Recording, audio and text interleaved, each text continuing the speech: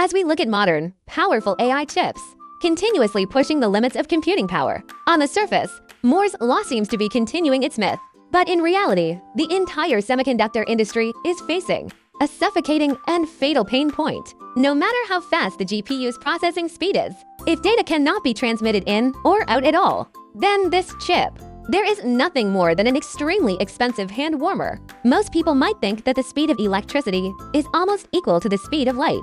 So how could transmitting data through wires be slow? But what we are talking about here is not the speed of flipping a light switch, but the bandwidth limit of transmitting massive amounts of data per second. Imagine this: contemporary top-tier AI servers, every second, need to transmit over 800 GBps or even 1.6 TBps of data. This is equivalent to downloading, in just 1 second, 100 or even 200 ultra-high definition 4K movies. When we trying to cram such massive amounts of data at such extremely high frequencies into traditional copper wires, we encountered a very severe skin effect. This means that the high-frequency alternating current tends to flow concentrated on the surface of the conductor, causing the effective conductive cross-sectional area to shrink sharply and resistance to spike instantly. At the same time, there is also the issue of dielectric loss. The surrounding insulating materials will, during the frequent polarization and reversals of high-frequency electromagnetic fields, converting electrical energy into heat and dissipating it.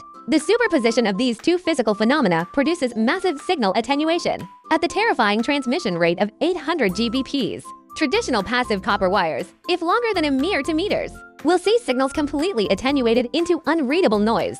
To solve the problem of signal attenuation, engineers are forced to add a massive amount of retimers and SERDs, serializers or deserializers, inside the chip. These components occupy an astonishing amount of chip area, and even in some high-end switch chips, just the interface circuits responsible for data transmission consumes nearly 30% or more of the total power. Under the traditional pluggable optical module architecture, high-frequency electrical signals must first start from the central chip, pass through the substrate and printed circuit board, and finally reach the optical module at the edge to be converted into optical signals. This long journey over copper wires at extremely high frequencies not only has astonishing losses, but also generates hard-to-control electromagnetic interference.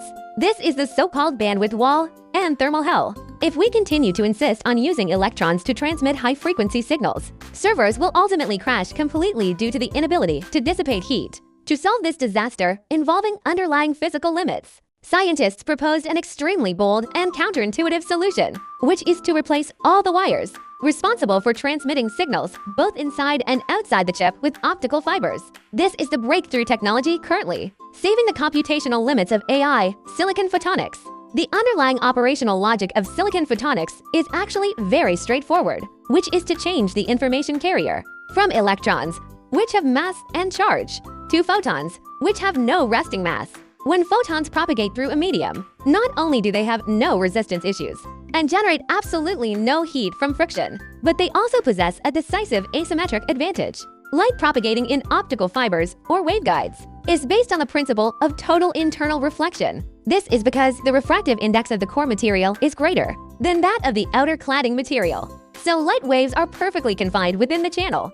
What's more powerful is that light waves obey the superposition principle. We can use wavelength division multiplexing (WDM) technology to allow different wavelengths, different meanings, colors of light to simultaneously transmit bidirectionally in the same ultra-thin optical waveguide without producing any crosstalk phenomena like electromagnetic interference between them. What does this mean? A single optical fiber with a diameter of only 125 micrometers, thinner than a human hair, can easily achieve a bandwidth of 1.6 TBps or even tens of TBps per second, and can transmit losslessly for over 2 kilometers, compared to the pathetic 2-meter limit of copper wire. This is a crushing distance advantage of exactly 1,000 times, since the advantages of optical transmission are so massive, and long-distance fiber optic networks have been widespread for decades. Why is it that until in recent years we only just started desperately trying to shrink optical components into chips?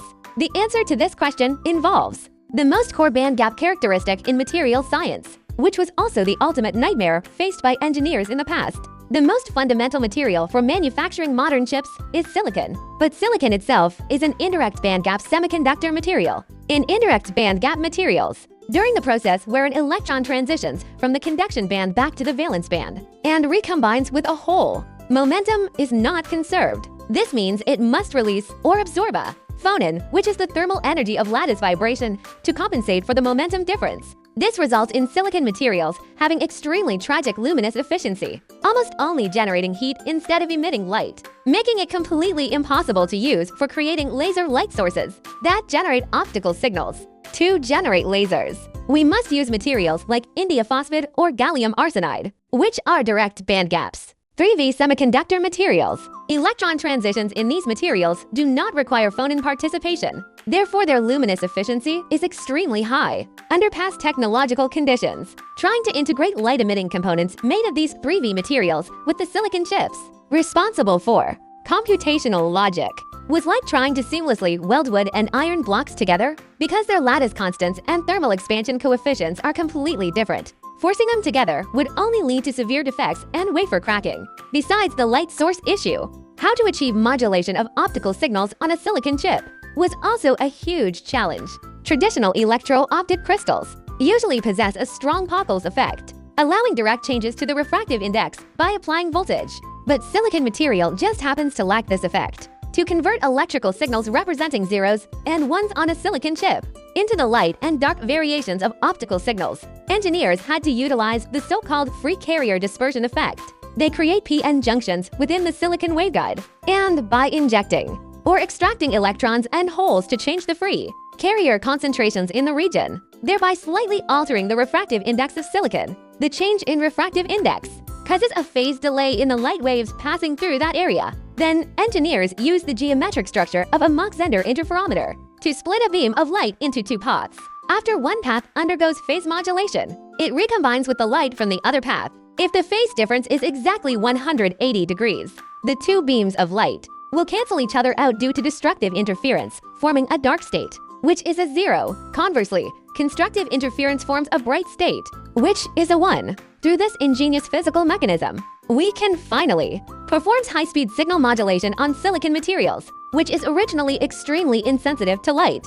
However, the full firepower of modern mechanical engineering and materials science finally unlocked all technical seals. Through the brute force aesthetics of advanced packaging technology, top foundries like TSMC developed 2.5D and 3D heterogeneous integration packaging technologies. Engineers are no longer obsessed with growing light-emitting materials on the same silicon wafer, but instead of manufacturing logic chips, optical modulators, and laser light sources separately using their most suitable processes, then using nano-level precision microbumps or through silicon via TSV technology, they piece them together like a 3D puzzle, precisely assembling them within an ultra-small package. These TSVs are like elevator shafts opened up inside a skyscraper, allowing 3D stacked chips to exchange signals over extremely short distances. However, even if the light source and modulation problems are solved, silicon photonics technology still has to face an ultimate challenge of the highest difficulty, which is the extreme physical limitations of alignment and coupling. The silicon optical waveguide is responsible for guiding light inside the chip. Because of the massive refractive index difference between silicon and the surroundings, silicon dioxide cladding layer can tightly confine light within a very tiny space, with a width usually of only a few hundred nanometers. This is about less than 1/20th of the core diameter of a standard single-mode optical fiber.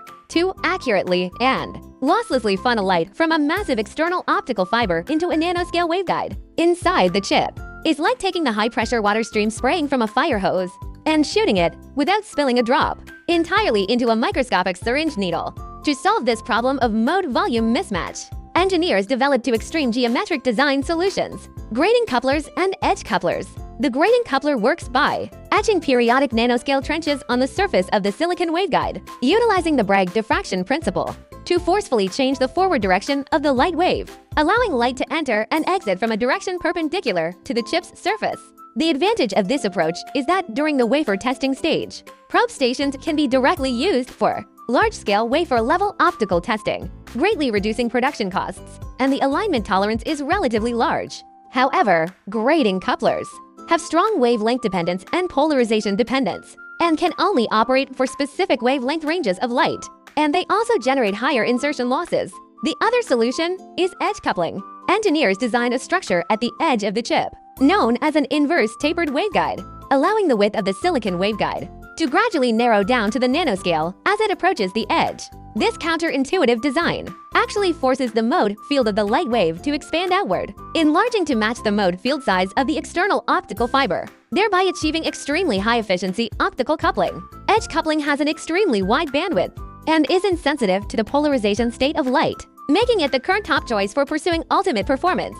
But edge coupling requires extremely flat cleaved edges, and during assembly, it relies on a 6-axis active alignment machine, shining light while searching for the micrometer level sweet spot with the strongest energy. For chips operating at extreme high temperatures, even a slight stress variation from thermal expansion and contraction can cause the alignment to shift instantly, leading to a complete loss of signal. For this, engineers even need to use special UV, curable optical adhesives, and calculate the micrometer level pulling force generated during adhesive curing and shrinking to provide pre-compensation in advance during alignment. This is a hardcore battle purely testing the limits of precision machining, optical design, and mechanics of materials.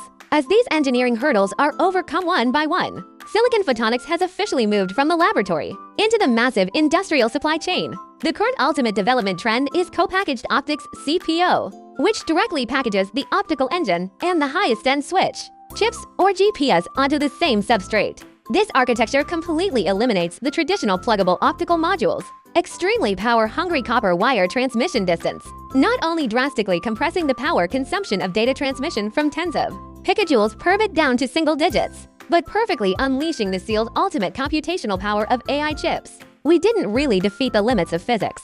We just learned to converse with this world anew using the language of light. In the semiconductor world, there is never absolute right or wrong in engineering design, only the compromises and choices best suited for the current era and computing demands. Today, we delved deeply into how optical signals shuttle between chips and optical fibers. But have you ever wondered how light, inside the extremely narrow nanomaze within a chip, manages to precisely turn and filter specific colors? This actually relies on a magical physical structure known as an optical microring resonator. Its sensitivity to temperature can even reach 1,000th of a degree. If you want to see us tear down the operational principles and thermo-optic effects of optical microring resonators in the most hardcore way, please type "want microring" in the comments section.